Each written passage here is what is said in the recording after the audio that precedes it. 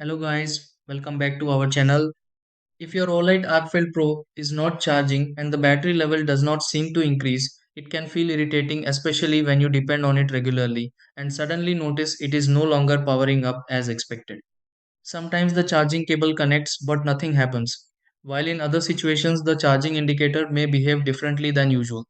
This problem can happen because of dirty charging points, loose magnetic connection, power source issues, or temporary charging interruptions inside the device. Since the Olight Arkfeld Pro uses a magnetic charging system, even a small amount of dust or poor contact can stop charging completely.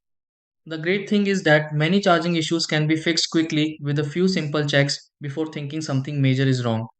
In this video, I will show you step by step how to fix an Olight Arkfeld Pro that is not charging.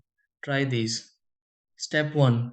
Connect the Olight Arkfeld Pro charging cable properly and make sure the Olight Arkfeld Pro magnetic charger attaches securely. Step 2.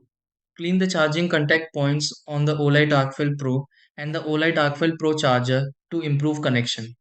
Step 3. Try a different power source for the Olight Arkfeld Pro charger to confirm the Olight Arkfeld Pro is receiving power. Step 4.